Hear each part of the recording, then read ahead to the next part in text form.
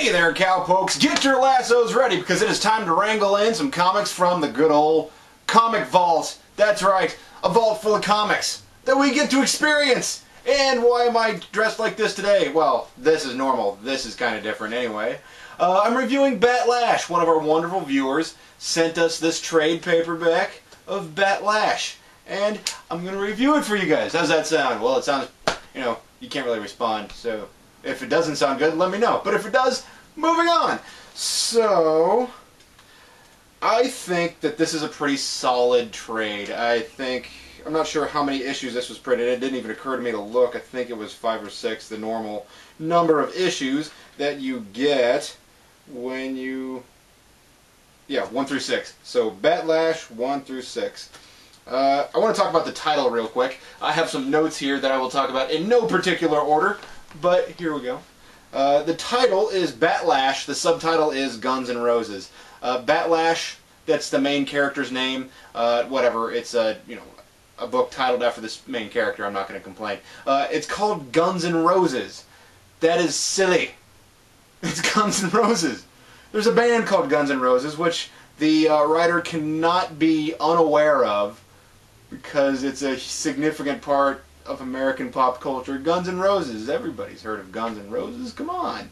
But maybe this was supposed to be significant in some way. I don't see how. I think it's just silly. It makes me think of a band instead of the story itself. But moving on, I just think it's kind of a weak choice for a title. Not entirely unlike Transformers Dark of the Moon.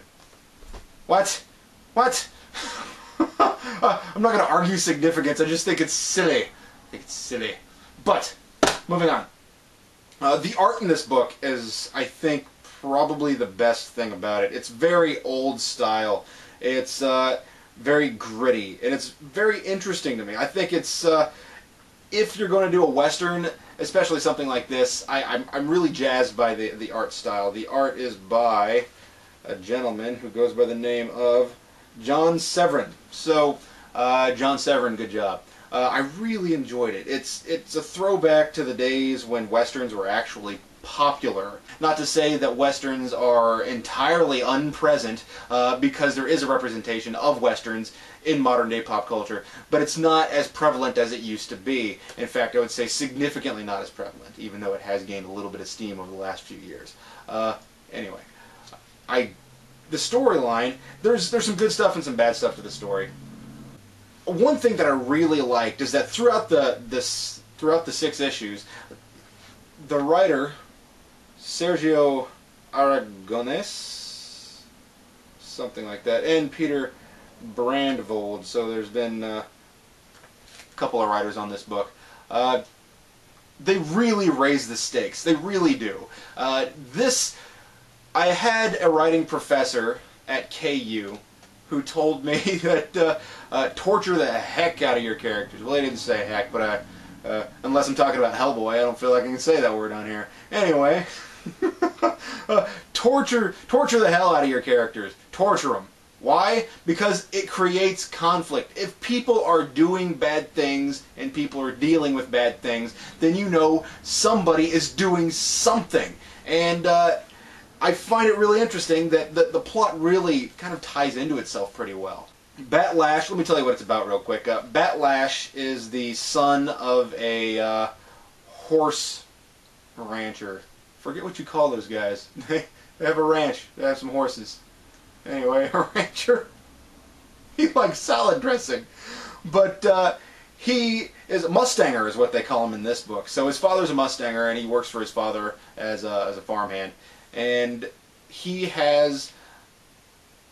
his love interest is this woman named Dominique Wilder, and her father's big business, and he wants the land of the Mustangers.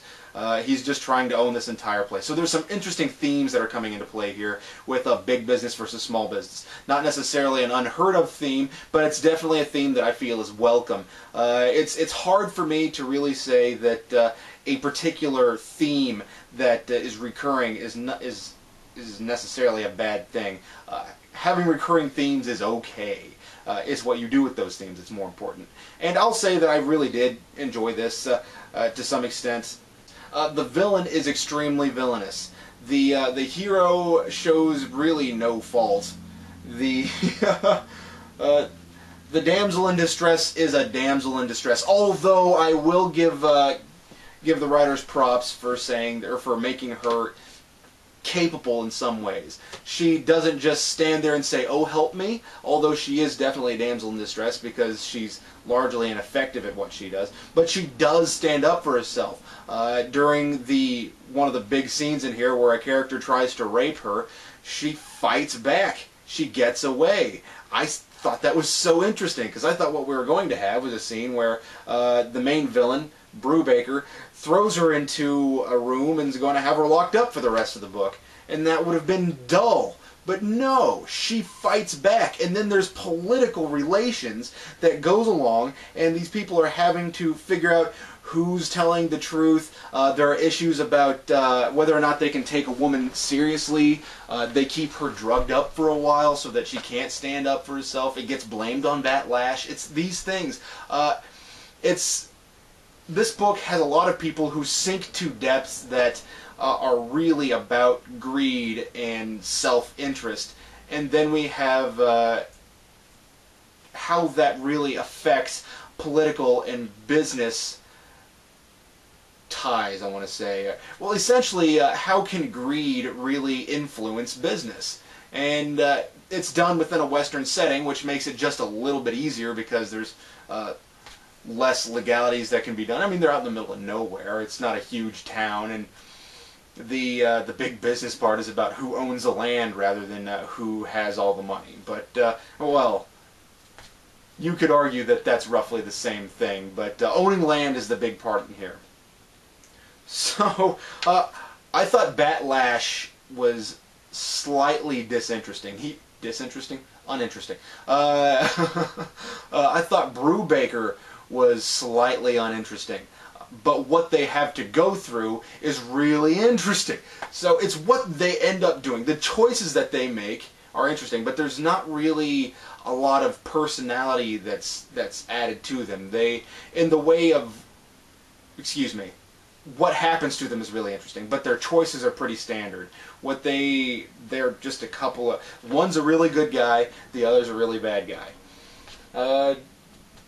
Yeah. So Dominique's father, Mr. Wilder, as they call him in the book, because that's his name, is, the archetype of the corrupt businessman. That's what he is. That's what he serves the purpose in the book. Now, there are a couple things that are added in here that are kind of fun, but they are largely ignored. Now, one that we get a little bit of play with is, backstories. There is some backstory in this thing that's worth exploring, and one of them gets a little play. It gets a little bit of explanation. Mr. Wilder, Dominique's mother, Mr. Wilder, Dominique's father, had at one point had an interest in the now mother of Bat Lash. So there's some history between Mr. Wilder and Bat Lash's mother. So the thing about that is, the reason that that's significant is that he wants to have the property of the Lash family, the Mustangers. So in order to do that, he essentially has to, not necessarily outwit, but he has, the word I want to use, I can't use on this, he wants to steal the land from these people. He wants to give them a hard time to where they'll just give it to him, essentially. But can he really do that to the woman that he still has feelings for? Is that uncommon? Is that something that you don't see? No, I mean it's pretty common, but I'm fine with this. It's okay to add certain things in there. People, past love interest is perfectly welcome.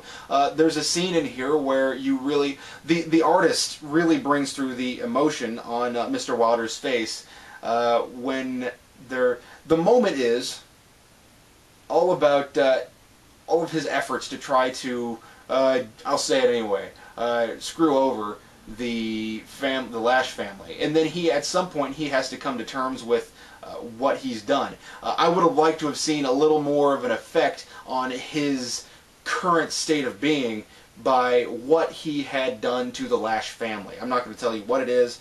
I'll let you read it, but he does do some pretty cruel and greedy things to the Lash family, and I find it interesting how he reacts, but I wish that the reaction would have carried over to the rest of the book, because it's not like it happens right at the end. This book is very fast-paced. It keeps its pace. It's one thing happens right after another, and that's why I say the raising of the stakes is really well done. Bat Lash being accused, Brubaker having to deal with an injury that was given to him by Dominique. It's really interesting to me. The Indians in this book needed to play a bigger role than what they did. One tribe is characterized as being savage, and one tribe is characterized as being civilized. We really only see two tribes. I don't necessarily know whether that's good or bad.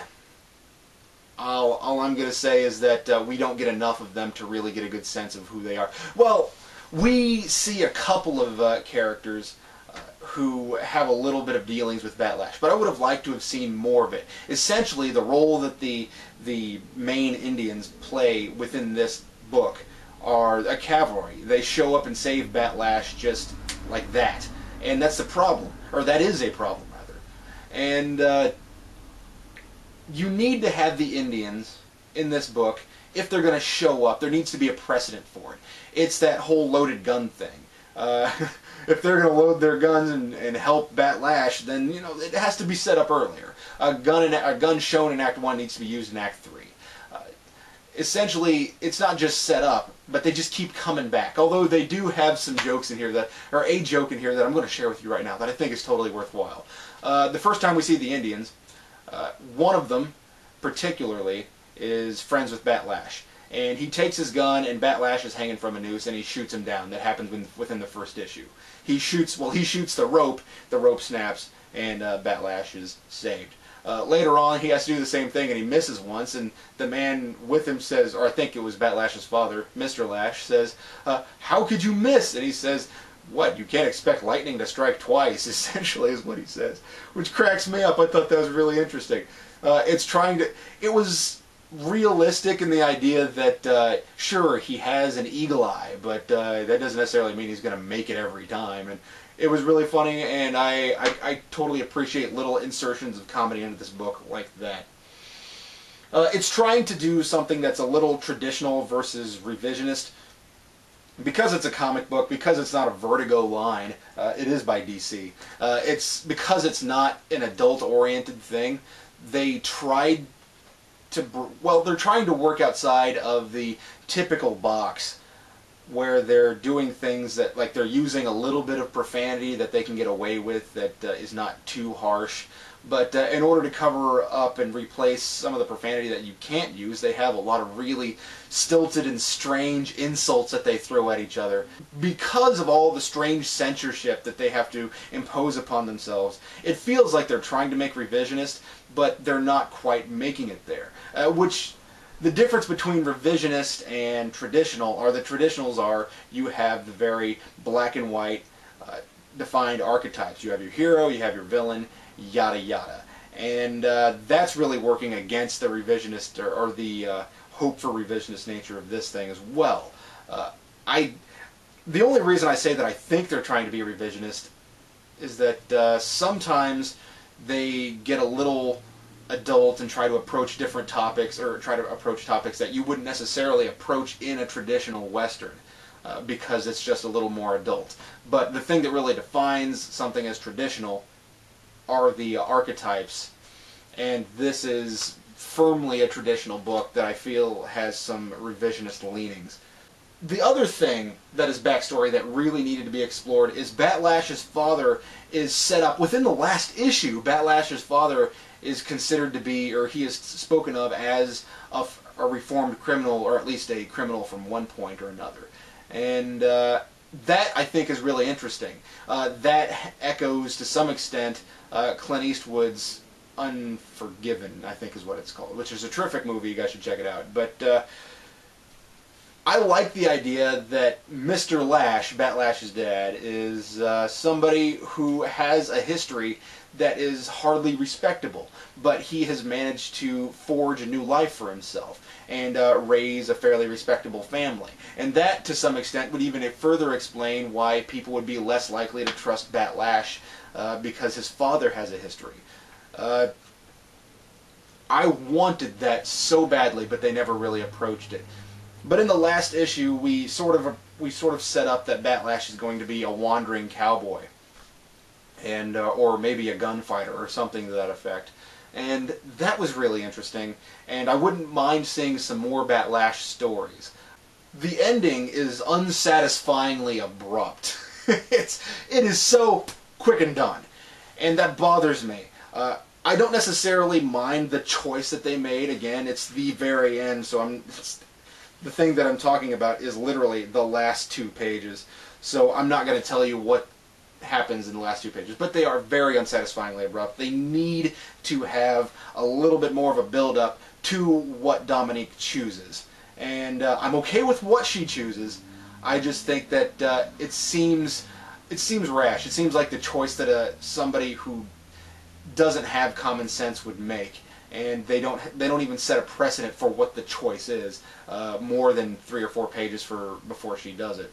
So I want there to be, because Dominique is a really interesting character within the book. I like a damsel that can fight back. I don't like it when somebody just says "ah" and they're done.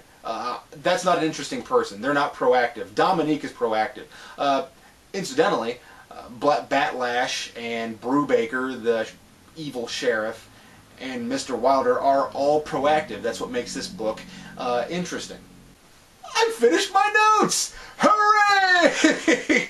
Alright, guys. Do I recommend Bat Lash? Yes, I do. But I really only recommend it to people who care about traditional westerns. If you're firmly in the field of revisionist westerns and you only really like Clint Eastwood westerns, you have to enjoy some traditional westerns in order for this to be appealing to you. But or at least I think you do. But I do recommend Bat Lash. I think it's pretty good. If you want to send us stuff, you have to send it to Geekvolution, P.O. Box 14183, Lenexa, Kansas 66285. Again, this was sent to us by a viewer. I'm sorry I've forgotten which viewer it was. It's been such a long time since he sent it to us. But I did read it, and I did like it. So thanks for sending it to us. Thank you guys for watching. I'm Vince. This is the Comic Vault. See you next time.